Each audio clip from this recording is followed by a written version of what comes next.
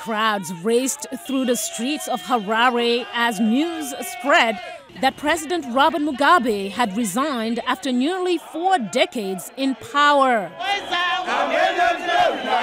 The Speaker of Parliament read out what he said was a letter from President Mugabe formally tendering his resignation.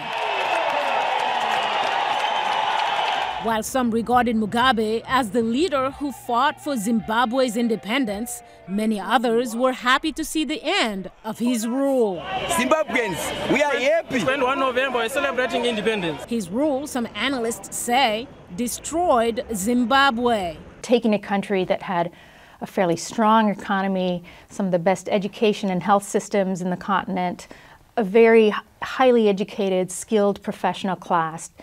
What he did to the economy, to the notion of a popular revolution and an opening of democracy is egregious. Others noted Mugabe could have avoided this end if only he had left power sooner. Mugabe, if he had left power in the 1990s, would go down in history in most circles as a beloved icon of African liberation.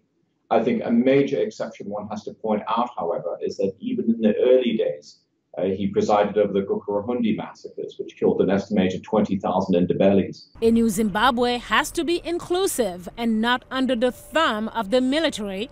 That's according to American University professor Kweku Nwama. If the vice president wants to play a role, he needs to get in line and make his case to the people.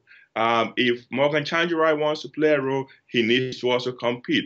If Grace Mugabe wants to play a role, she needs to also compete. A point underscored by the U.S. as well. The future of Zimbabwe, though, has to be determined by the people of that country.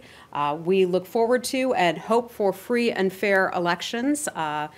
What they will do in the meantime is what we hope. We continue to urge unwavering respect for the rule of law. The spokesperson did not specify whether U.S. policy towards Zimbabwe will change because of the week's events. Mariama Diallo, VOA News, Washington.